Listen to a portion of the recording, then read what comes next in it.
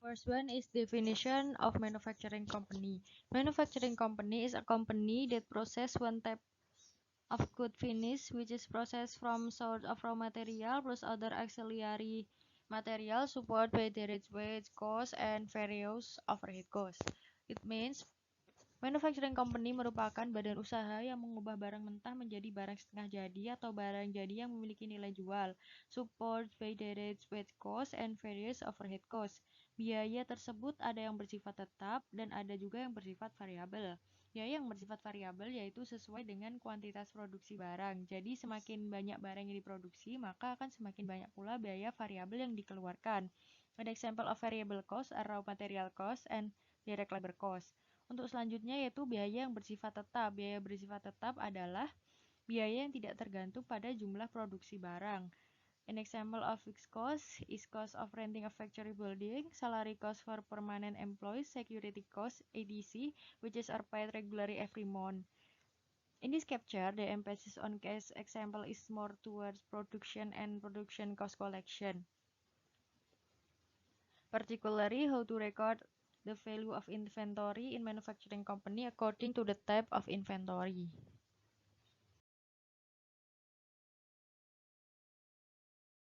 The next is inventory recording method. There is three methods to recording inventory. The first one is periodical recording method, physical. The second is perpetual recording method. And the last is combination of periodical and recording method perpetuals.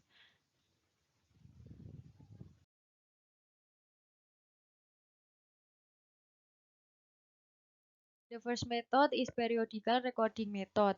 This method does not record change in the quantity of good item used for production, never recorded by the accounting department. Likewise, on at the time of purchase, journal arise from several transactions are related to goods will journalized by the accounting department. It means metode pencatatan periodikal ini tidak mencatat mutasi kuantitas barang. Barang yang digunakan untuk produksi ini tidak pernah dicatat oleh bagian accounting. Begitu juga pada saat pembelian. Jurnal yang timbul dari beberapa transaksi yang berhubungan dengan barang akan dijurnal oleh bagian akuntansi sebagai berikut.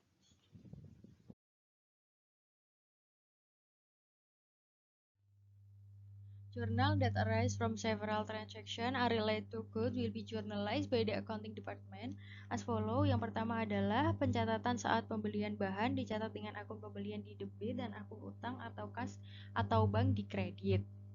Pemakaian bahan tidak di jurnal, penjualan barang jadi, piutang usaha atau kas atau bank dicatat dalam penjualan di debit, penjualan dicatat dalam penjualan barang di kredit.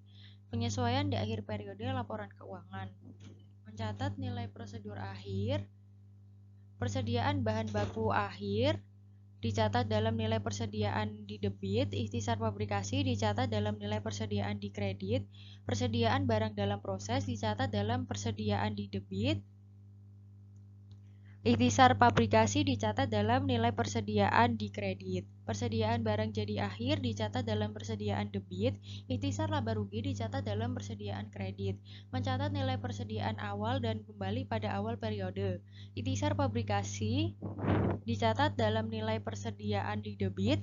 Persediaan bahan baku dicatat dalam nilai persediaan di kredit. Ikhtisar pabrikasi dicatat dalam persediaan di debit. Persediaan barang dalam proses dicatat dalam persediaan kredit. Ikhtisar laba rugi dicatat dalam persediaan debit. Persediaan barang jadi atau awal dicatat dalam persediaan kredit. For the next picture, namely income statement using the periodic method.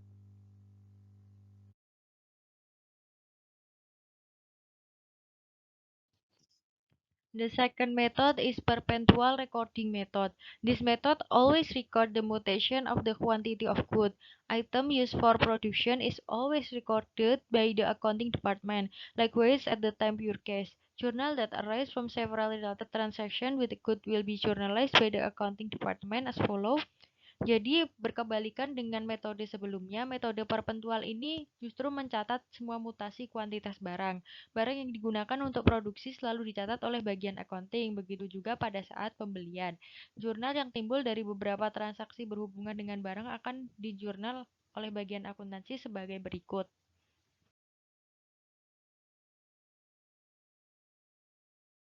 Journal that arise from several related transactions with good will be journalized by accounting department as follow. Yang pertama adalah pencatatan saat pembelian bahan. Persediaan bahan baku dicatat dengan akun pembelian di debit.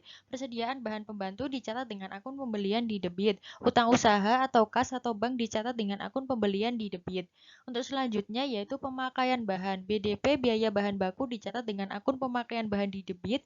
Persediaan bahan baku di kredit. BDP overhead pabrik dicatat dengan akun pemakaian bahan di debit. Persediaan bahan pembantu di kredit.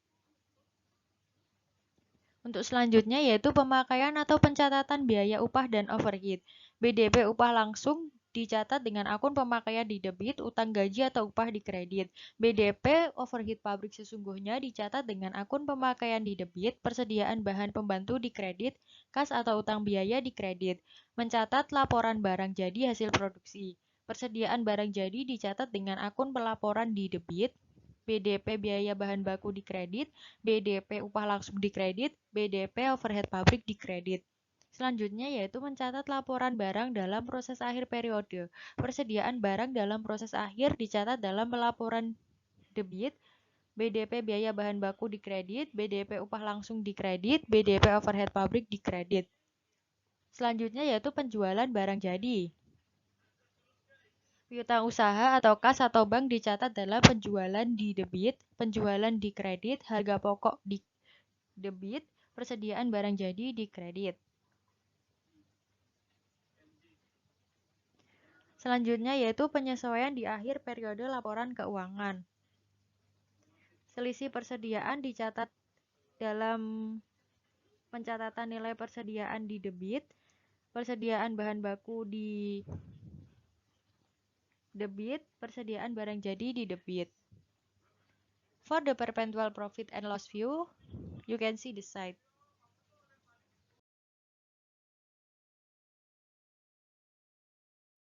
The third method is combination of periodical and recording methods perpetual. Using the periodic method means the company must sacrifice information on inventory, mutation, raw materials, and finished good inventories. To overcome things like this, the author suggests that using a combination of the two recording methods.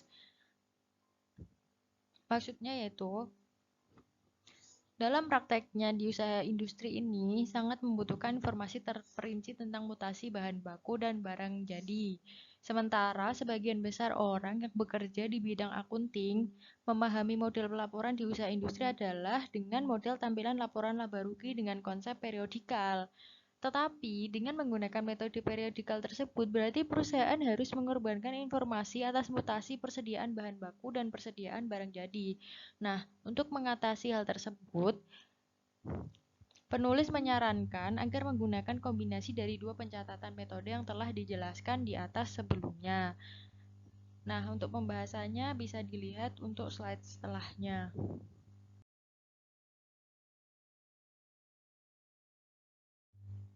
The next is restriction and tricks in the application of the two methods. These are follow. The one is raw material supplies. For the supply of the raw materials using a recording system purely perpetual based on actual cost. What is actual cost? Actual cost is nilai bahan baku dicatat sesuai dengan harga pembelian aktualnya. Begitu juga saat pemakaian bahan ke produksi dicatat sesuai dengan harga pokok aktual. Number 2 is supplies of auxiliary materials. The record of supplies of supporting materials are treated the same with raw material supplies. Pada saat barang dibeli, maka dicatat sesuai dengan harga beli dari supplier. Begitu juga saat terjadi pemakaian bahan baku dicatat sesuai dengan nilai perolehan atas bahan pembantu tersebut. Number 3 is work in process inventory. Very difficult process to determine the cost of goods that have been absorbed in work in process. It is recommended to use the internal estimation method to determine the value of work in process inventory. Karena sifat dari nilai barang dalam proses yang sulit sekali menentukan harga pokok, Maka dasar taksiran nilai barang dalam proses dihitung dengan cara menghitung harga jual dikurangi dengan estimasi laba kotor yang dikehendaki. Dengan itu diperoleh taksiran harga pokok atas barang tersebut jika sudah selesai diproduksi. Nah, atas dasar taksiran harga pokok produk setelah selesai diproduksi dikalikan dengan taksiran penyelesaian produksi. Atas dasar taksiran harga pokok barang dalam proses akhir tersebut dibuatkan journal adjustment dan digunakan sebagai penentu nilai harga pokok penjualan di laporan laba rugi. And the last is finished good inventory. Finished good inventory is recorded using the perpetual method, the quantity. Maksud dari metode perpetual di kuantitas barang jadi yaitu barang yang jadi, yang masuk dan keluar selalu dicatat oleh bagian accounting, sedangkan nilai rupiah atas harga pokok barang tersebut bisa dicatat dengan dua model pendekatan, yaitu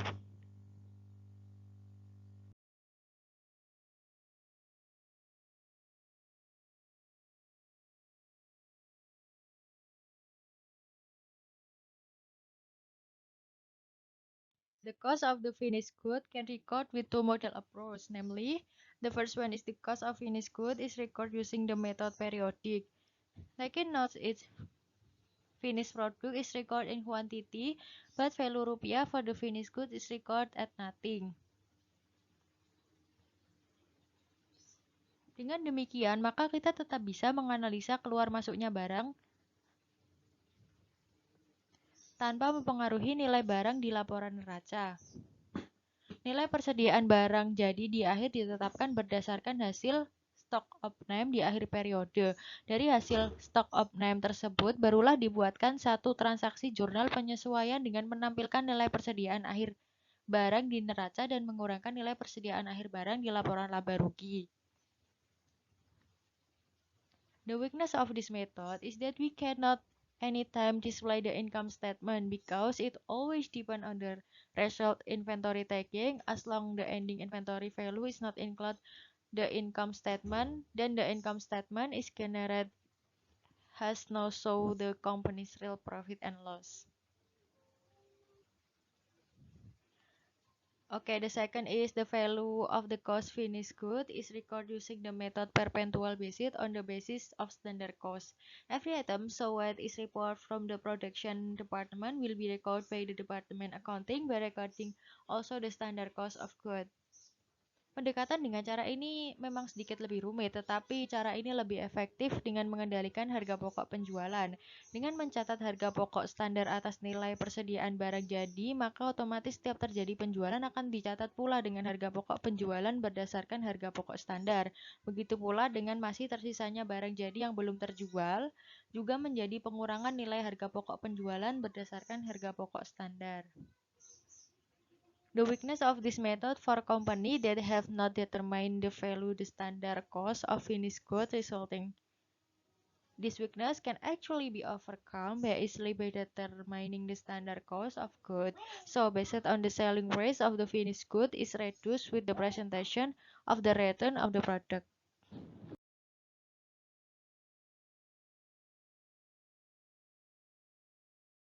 List of manufacturing specific account. Pada dasarnya, daftar akun antara perusahaan manufaktur dengan perusahaan jasa dan dagang hampir sama. Hanya saja di perusahaan manufaktur memiliki beberapa akun khusus yang tidak dimiliki oleh perusahaan dagang dan jasa. Beberapa akun khusus tersebut adalah yang pertama, akun persediaan termasuk dalam kelompok aset, persediaan barang jadi, finished good inventory, persediaan bahan baku, raw material inventory, persediaan bahan pembantu, submaterial inventory, persediaan bahan pembantu, spare part inventory, persediaan barang dalam proses, work in progress inventory.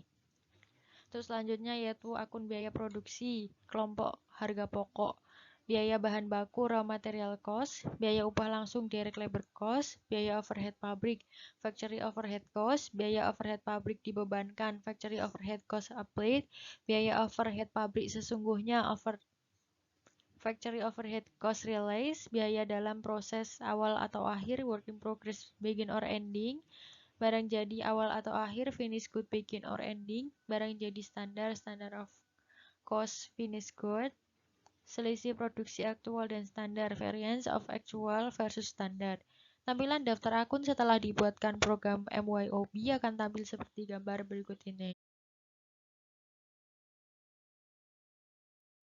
As I said in the previous slide, you can see the image below is the display of the account list after it was created in the MYOB program.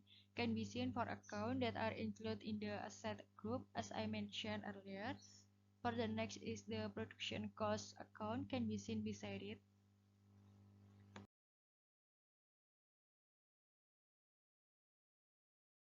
For more complete list of account name for the balance sheet group and profit and loss group in manufacturing company, you can see in the image below.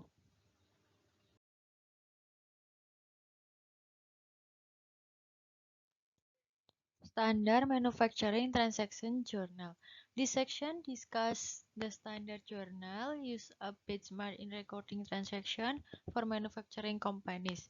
To facilitate understanding of the journal, a flow chart of the journal is also displayed in the account ledger flow. Jadi pada bagian ini akan dibahas jurnal-jurnal yang dijadikan standar patokan dalam pencatatan transaksi atas perusahaan manufaktur. Untuk mempermudah pemahaman akan jurnal tersebut akan ditampilkan pula bagian aliran atas jurnal tersebut ke dalam suatu aliran buku besar T-account.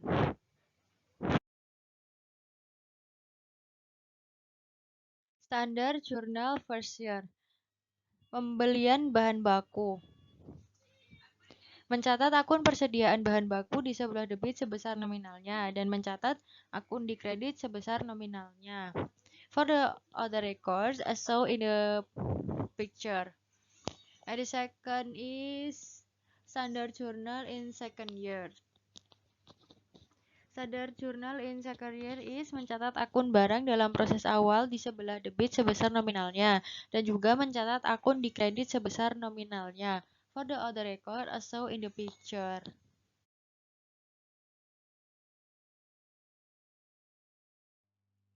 Finally, it's come to the end for my explanation.